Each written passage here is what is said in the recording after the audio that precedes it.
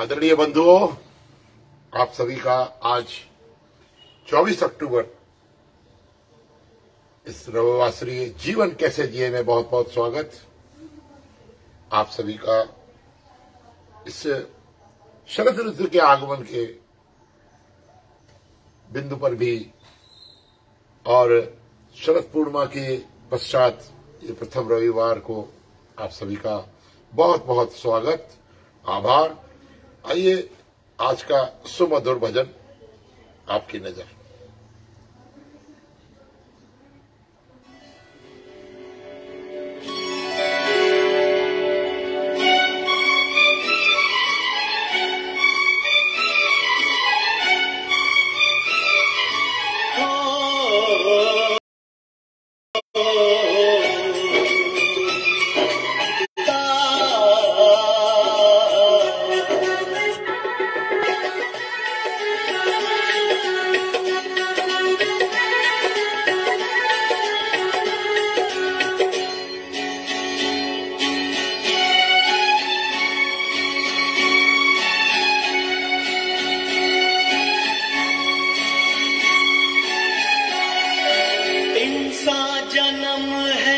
ईश्वर को जान, ईश्वर की कर ले बंदे पहचान, काहे भर माता है झूठे सपनों में तू, काहे मन लगाता है झूठे सपनों में तू। इंसान जन्म है ईश्वर को जान, ईश्वर की कर ले बंदे पहचान, काहे भर माता है झूठे सपनों में।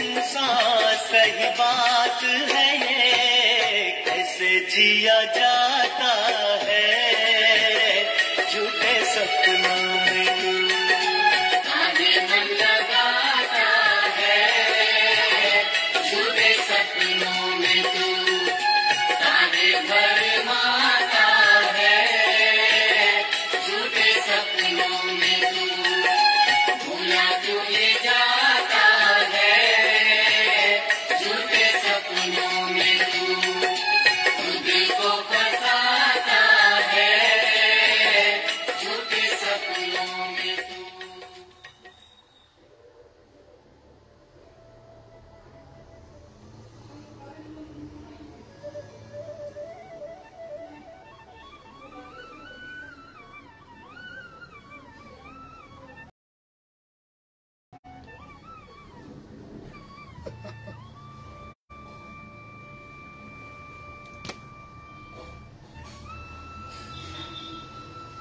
एक बार पुनः आप सभी का स्वागत।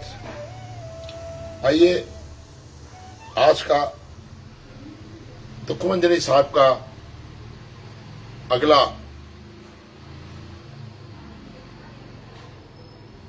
भाव, अगला पद, अगली विवेचना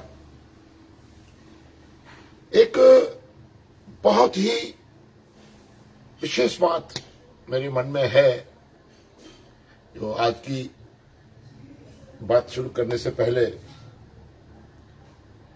इस बार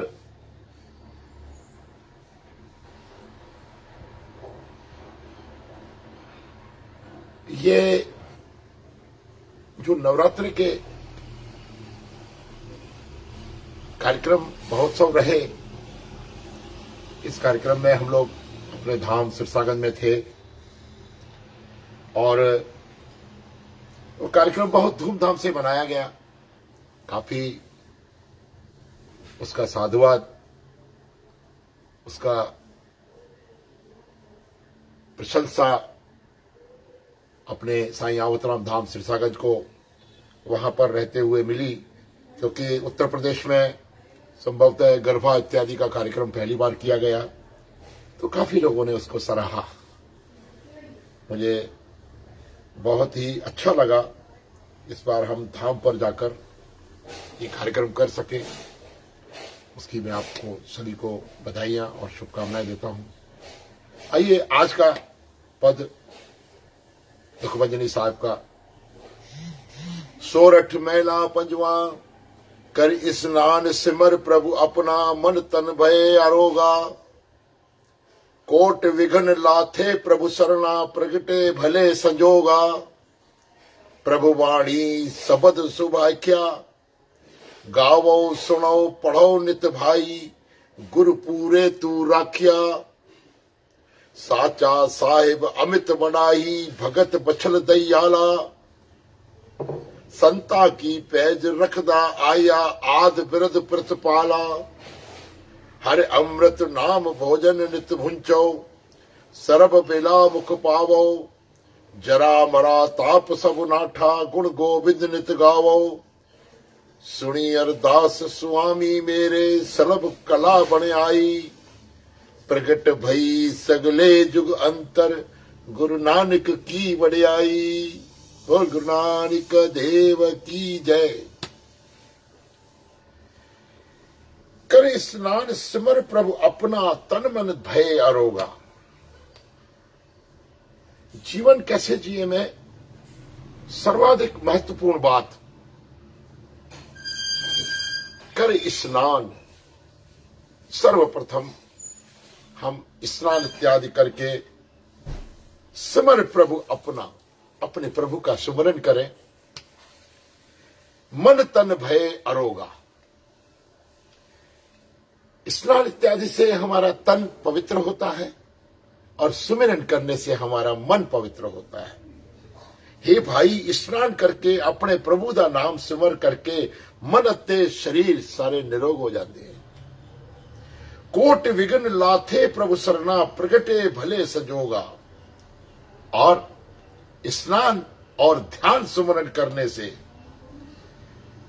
प्रभु के प्रति समर्पित होने से रुकावटें अपने आप दूर हो जाती हैं, ऐसा कुर्बानी कहती है। कोट विघ्न लाथे प्रभु शरणा, प्रगटे भले संजोगा। और तरह तरह के सुअवसर प्रकट हो जाते हैं।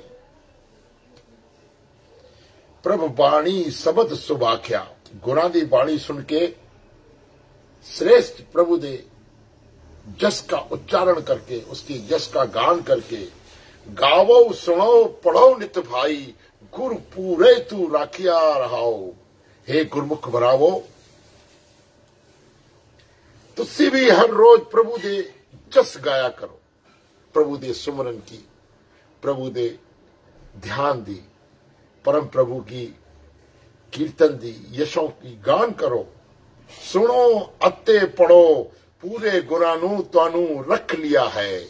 उस परम प्रभु ने तुम्हारा सब कुछ अपने संरक्षण में ले लिया है।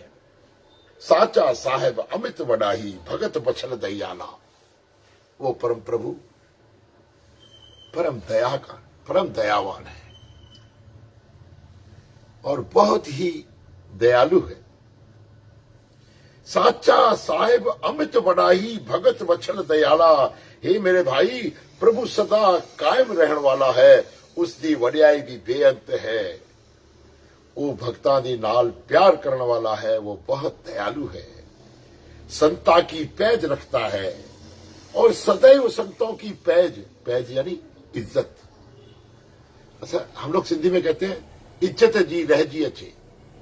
इज्जत से प्रभु तेरा सदा सदा हमारे ऊपर कृपा रहे, ताकि इज्जत पैज रखी रहे, बनी रहे। और संता की पैज हमेशा रखता है। आद वृद्ध प्रतिपाला, अपना आयु सुबह ऊ शुरू तू पालदा आ रहा है। उसका जो ये प्रकृति है, स्वभाव है, उसका भगवान का ये जो अपना बहुत विराट स्वरूप है, इस स्वरूप का सदैव वो प्रतिपालन करता आ रहा है। अपने स्वभाव से परमेश्वर सदैव दयालु बनकर हम भक्तों को, संतों को सदैव दया करता आया है। हर अमृत नाम भोजन नित भुंचो, सर्व वेला मुख पावई। हे मेरे भाई, परमात्मा का नाम आत्मक जीवन देने वाला है। देखिए, यहां थोड़ी सी बात आ रही है कि शरीर का भोजन अन्न इत्यादि है, लेकिन आत्मा का भोजन सदैव ऐसा माना गया है कि प्रभु का सुमरन, भजन, कीर्तन इत्यादि है। परमात्मा का नाम आत्मक जीवन देने वाला है। ये जुराक सदा खांदे रहो। जैसे शरीर को स्वस्थ रखने के लिए हम आहार अथवा भोजन करते हैं, उसी प्रकार से अपनी आत्मा के परिपालन हेतु, आत्मा की खुराक के हेतु हम सदा प्रभु का सुमरन करते रहें। ऐसा हर वेले अपने मुंह विच पांदे रहो। मन सदैव सुविचारों का, परमेश्वर के प्रति सुमरन करने का इंसान का मुख है। आध्यात्म जीवन में जीने के लिए हमारी आत्मा के भोजन को मन से हम कीर्तन इत्यादि का आहार करते हैं, उसके सुमरन का आहार करते हैं, जिससे हमारी आत्मा पोषित होती है। ऐसा मुंह विच पांदे रहो सदैव, हर वेले आप भोजन इत्यादि तो आपके शरीर के लिए आवश्यक है ही है, लेकिन आत्मा का जीवन पोषित होने के लिए आपको मन में सदैव परमेश्वर का सुमरन, कीर्तन, भजन इत्यादि ही आत्मा का भोजन है। इसलिए वो आत्मिक भोजन जो है आप मन से पाते रहें। जरा मरा ताप सब नाठा, गुण गोविंद नित गावो। जरा मरा, हे गोविंद दे गुण सदा गाते रहो, नाले जरा बुढ़ापा नहीं आता और न ही मौत आती है। आवेगी, हर कलेश को दूर करके आएगी। ये जो बाधाएं हमारे जीवन की हैं, जरा मरा इत्यादि सबका नाश होता है और सदैव गोविंद के गुण गाते रहने से हमारा जीवन सफल होता है। सुनी अरदास स्वामी मेरे, सर्व कला बने आई। हे मेरे मालिक, अरदास सुन ली है तूने, अंदर पूरी ताकत पैदा हो गई है। गुरु नानक देव जी अपने अंतर के भावों को जानते हुए कहते हैं कि हे सतगुरु, हे परम प्रभु, तेरे इस प्रकार के हमारे मन में भाव रखने से हमारे अंदर पूर्ण ताकत आ जाती है, शक्ति आ जाती है। प्रकट भई सगले जुग अंतर, गुरु नानक की वडियाई। और गुरु दी ये वडियाई सारे जगत में प्रकट हो गई है। हमको ऐसी शक्ति तूने दी है कि हम तेरे भजन और सुमरन में लेके अपने जीवन को धन्य बना सके, ताकि तेरी कृपा हमारे ऊपर, तेरी दयालुता हमारे ऊपर, तेरे सभी सद्भाव हमारे ऊपर कृपा के रूप में बरसते रहे, तो हमारा जीवन सफल हो जाए और तेरी वडियाई संपूर्ण संसार में प्रकट हो रही है। बोल गुरु नानक देव की जय। मैं ऐसा अक्सर महसूस करता हूं कि काट पीट के अगर देखा जाए तो ये सारा का सारा खेल, सारी की सारी रचना परमेश्वर ने इतनी कंप्यूटराइज्ड कर दी है कि आपको कुछ भी करने की आवश्यकता नहीं है। आप तो केवल और केवल उस परमेश्वर को अपने आप को समर्पित कर मात्र दीजिए। ऐसी व्यवस्थाएं परम प्रभु ने हमारे लिए संजोई हैं कि हम सदा निरंतर उसके शरणागत होकर अपने जीवन को धन्य कर सकते हैं। देखिए, केवल और केवल एक ही बात बार बार हमारे मन मस्तिष्क में आती है कि हम अपने आप को परमेश्वर को समर्पित करें। ये बात मैं नहीं समझता कि ज्यादा कठिन है। पिछले सप्ताह मैंने आपसे एक चर्चा की थी जिसमें मैंने ये कहा था कि सेवा, सुमरन, यदि ये दो चीजें हम अपने अंतर में डाल लेते हैं, हमारे पास ये भाव यदि आ जाते हैं, तो निश्चित मानिए हमारे मन में, हमारे अपने अंतर मन में समर्पण का भाव स्वतः ही पैदा हो जाता है। एक ऐसा भाव जो हमारे जीवन के लिए बहुत ही आवश्यक है। हम स्वयं को उस परम प्रभु को यदि समर्पित करने का भाव अपने अंदर अभ्यासित कर लेते हैं, तो सुनिश्चित मानिए हमारे ताप, संताप, अव्यवस्थाएं, समस्याएं, दुख, दर्द जो विकराल रूप धारण करके हमारे सामने हमेशा खड़ी रहती हैं, जीवन में हम ऐसा अक्सर महसूस करते हैं कि आज हमें ये परेशानी है, आज हमें ये परेशानी है, आज हमारे सामने ये समस्या है, आज हमारे सामने ये समस्या है। कभी कोई समस्या आ जाती है, कभी सामाजिक, कभी धार्मिक, कभी सामाजिक, आर्थिक, राजनीतिक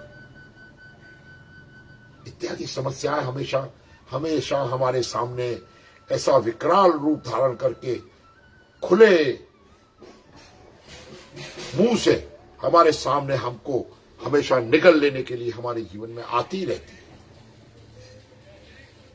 तो क्या करें, कैसे जिए, क्या प्रभाव अपने जीवन में लाएं, क्या हम अभ्यास करें, किस प्रकार से हम अपने जीवन को व्यवस्थित करें, इन सब की बैकग्राउंड में कहना चाहिए इन सब के पीछे केवल एक और एक, यही एकमात्र हमारा जीवन का उद्देश्य यदि बन जाए कि हम होए वही जो राम रच राका।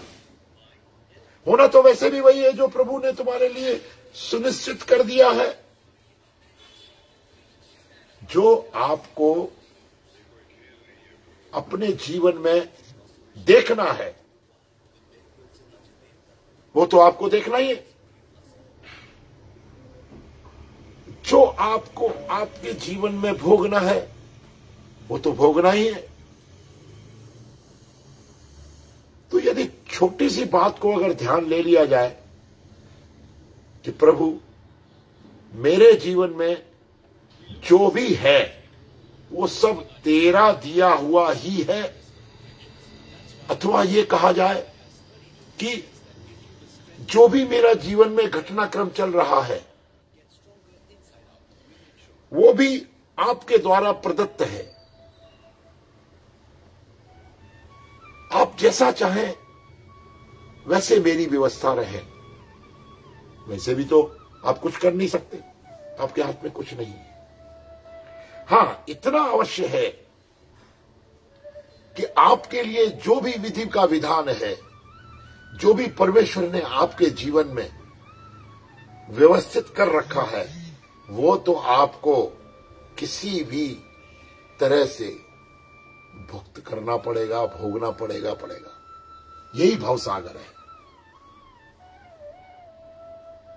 क्योंकि ऐसा माना गया है कि कर्म का लेख मिटे नारे भाई, चाहे लाख करो चतुराई, कर्म का लेख मिटे नारे भाई।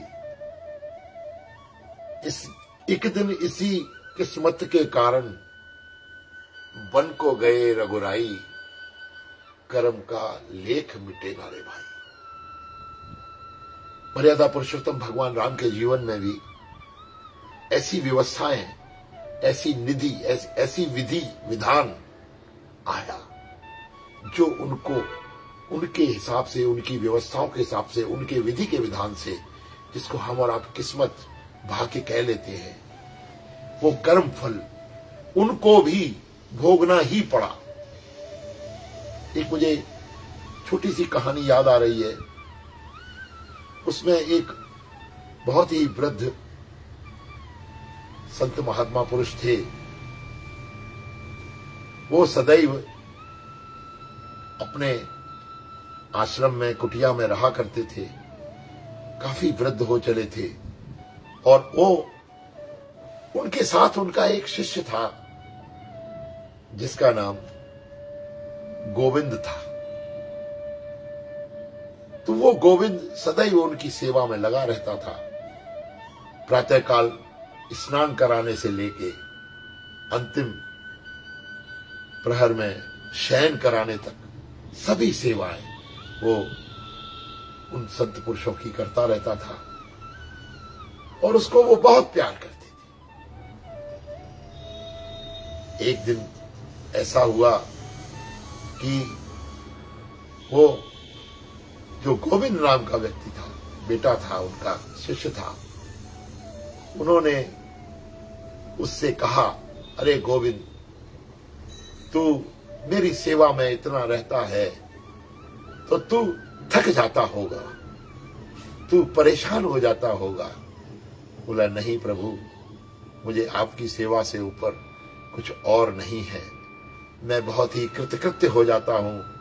आपके चरणों की सेवा करके मुझे बहुत ही परम आनंद, परम सुख की प्राप्ति होती है और मैं सदैव आपकी इस सेवा में मन से, वचन से और कर्म से संलग्न रह के अपने जीवन को धन्य मानता हूं।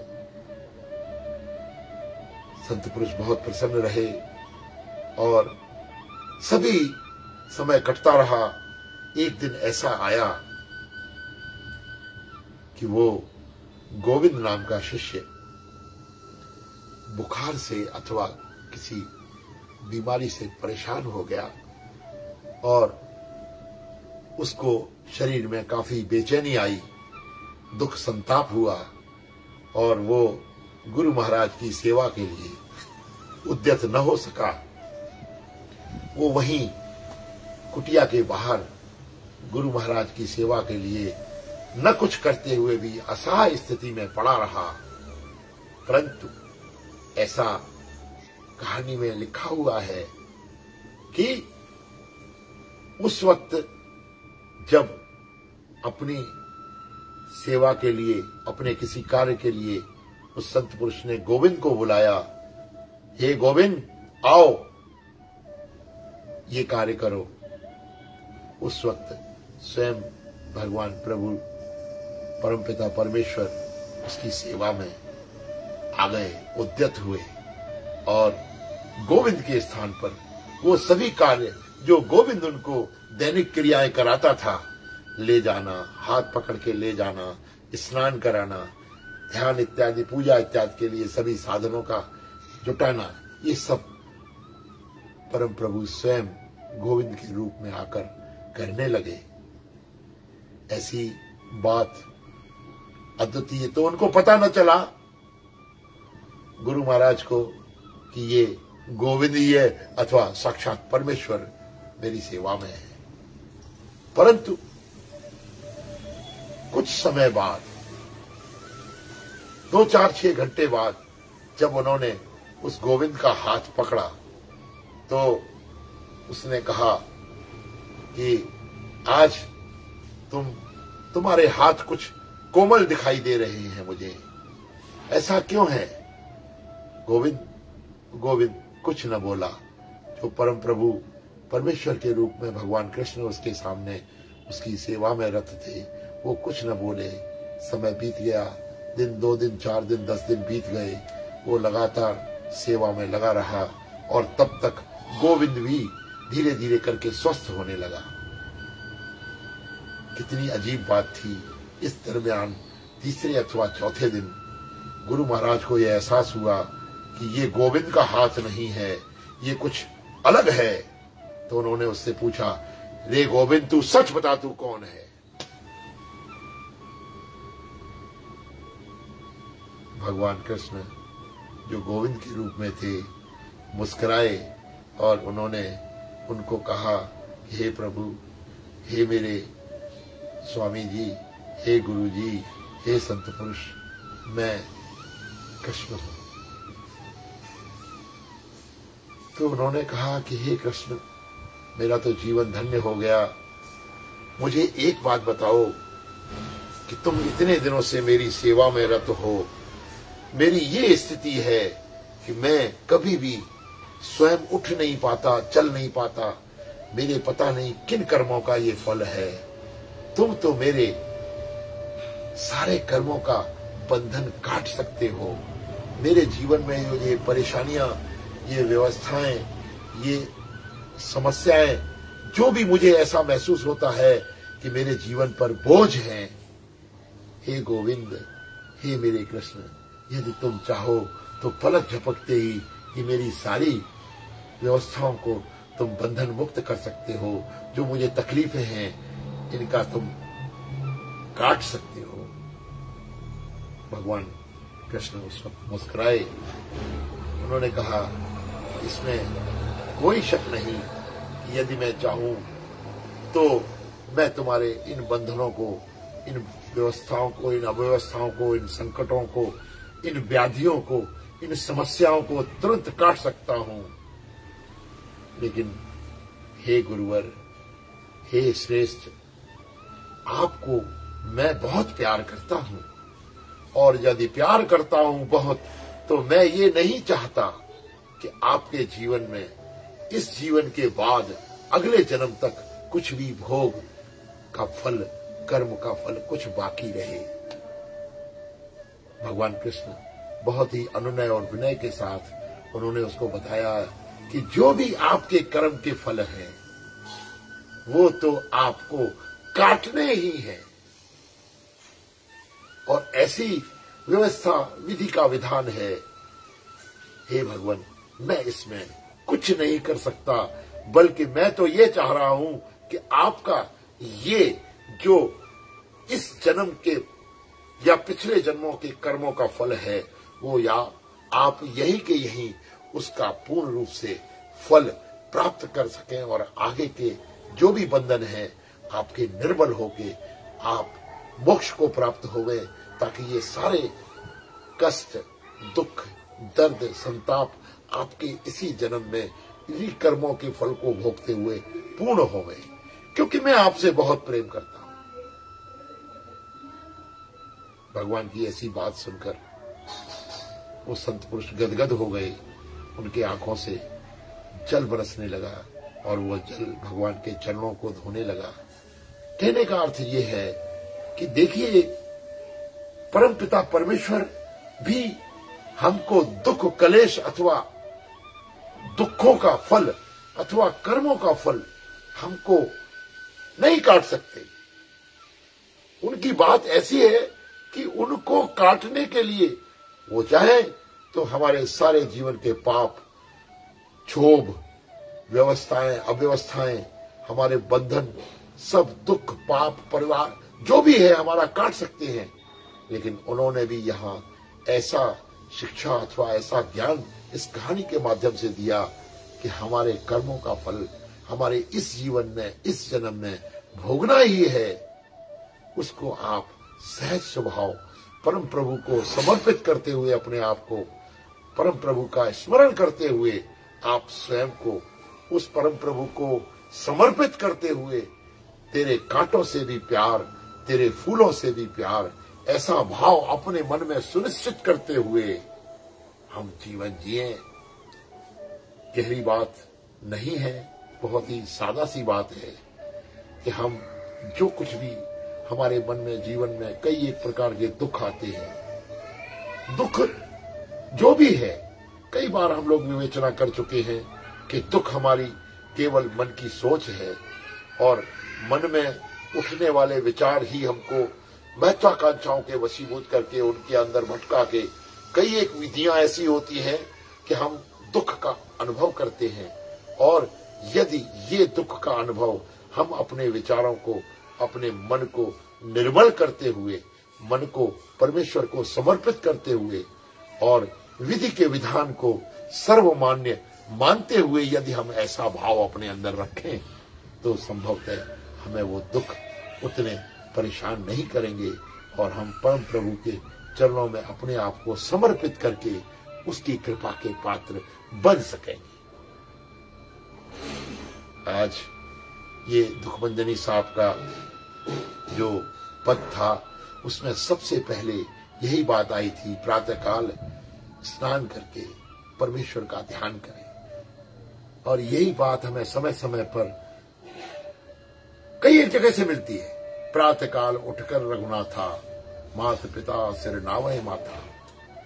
सभी बड़ों का सेवा भाव करते हुए, अतिथियों का सेवा करते हुए, आगंतुकों का सेवा करते हुए प्रातःकाल उठकर हम अपने शरीर को स्वस्थ करके, स्नान इत्यादि करके, निर्मल करके, हम निर्मल मन से सदैव अपने भावों को परमेश्वर के चरणों में समर्पित होकर यदि हम ऐसा भाव अपने जीवन में लाएं, मित्रों, बंधुओं, भाइयों, बहनों, मेरा अपना ये अनुभव है।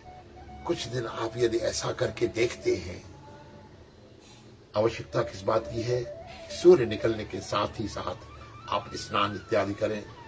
अपने दिन का प्रारंभ करने से पहले अपने आप को परमेश्वर के चरणों में, कीर्तन में, भजन में, स्वाध्याय में आप कुछ क्षण व्यतीत कर दें, जिससे आपके जीवन की जितनी भी व्यवस्थाएं हैं वो सुनियोजित हों और आपका भाव परमेश्वर के प्रति श्रद्धा, भक्ति, प्रेम, समर्पण, सेवा इत्यादि से भरकर आपके जीवन के आयामों को बदल सकता है।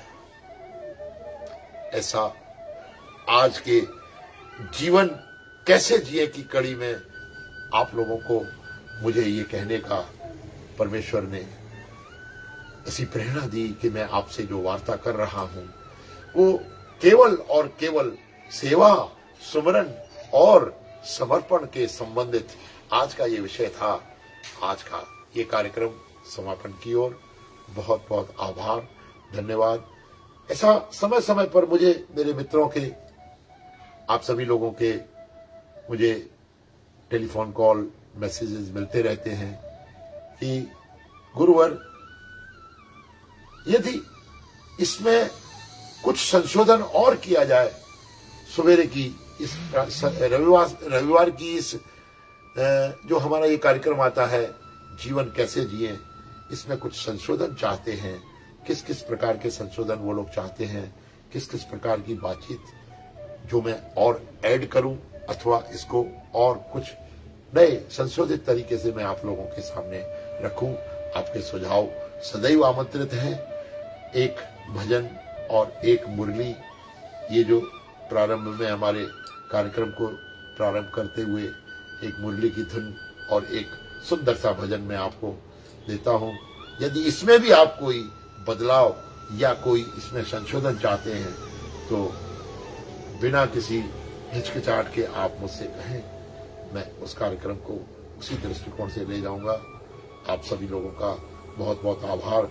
आज ये जो कार्यक्रम रहा, ये 80वां धारावाहिक रहा, 80वां एपिसोड, 80वां क्रमांक इस कार्यक्रम का रहा। मुझे बहुत खुशी है आप लोगों के साथ मैं तकरीबन पिछले 1.25 साल से इस रविवार को आप लोगों के साथ वार्ता करता आया हूं। मुझे भी बहुत अधिक आप लोगों से प्रेरणा मिलती है। आप लोगों के साथ साथ मुझे मेरा जीवन धन्य महसूस होता है। मैं बहुत ही आभारी हूं आप सभी का, जो आप मुझे इतना प्यार, इतना सम्मान, इतना उद्गार व्यक्त करते हैं। मैं सदैव आप सभी का बहुत बहुत आभारी हूं। आज बहुत लोग मुझे देख रहे हैं। मैं अपनी परंपरा के अनुसार प्रयास करता हूं सभी का नाम लेने का। भाई रमेश जी होतवानी, संजय हिंदुजा जी, सुनीता सचदेव, मिसेस डॉक्टर सचदेव रायपुर, मनोहर तनवानी, हरीश वासवानी, और ये सभी लोग जो मुझे देखते हैं, मैं इनका बहुत बहुत आभारी हूं कि ये समय पे बिल्कुल उपलब्ध हो जाते हैं। बहन जी मंजू भटीजा जी, बहुत बहुत धन्यवाद। गुलवत्यानी जी, हीरो दासी, हमारे कन्हैया लाल भैया जी चावला ग्वालियर से, वो सदैव देखते हैं। संजय हिंदुजा, महेश वत्यानी, ऋतु वत्यानी, ये सभी लोग मुझे बहुत प्यार देते हैं। लाल भागचंदानी जी विशेष रूप से धन्यवाद के पात्र हैं। आज उन्होंने आप सभी का एक बार पुनः आभार, बहुत बहुत नमस्कार। आपका दिन शुभ हो। आपका आने वाला शरद ऋतु, ये जो वर्षों से प्रारंभ हुई है, कार्तिक मास, इसमें तरह तरह के आध्यात्मिक कार्यक्रम, कार्तिक मास से संबंधित पाठ, भजन, पूजन इत्यादि सब अनवरत रूप से चलते हैं, चलते रहे। मैं भी प्रयास करके समय समय पर आप लोगों को इन कार्यक्रमों से अवगत कराता रहूंगा। संभवतः आज हमारा जाना जलगांव हो रहा है। जलगांव में बाबा गेलाराम जी, बाबा गोदड़ी वाला धाम में वर्षी का कार्यक्रम है। आप सभी लोगों की तरफ से भी मैं वहां दर्शन करूंगा। आप सभी लोगों का बहुत बहुत आभार, नमस्कार।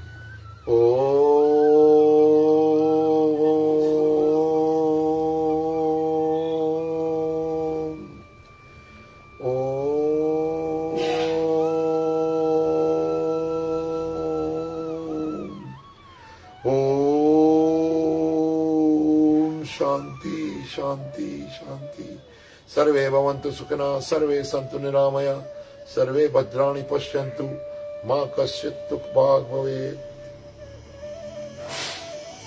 बोल साईं साधुराम साहिब की जय, बोल साईं अवतराम साहिब की जय, बोल साईं कृपाराम साहिब की जय।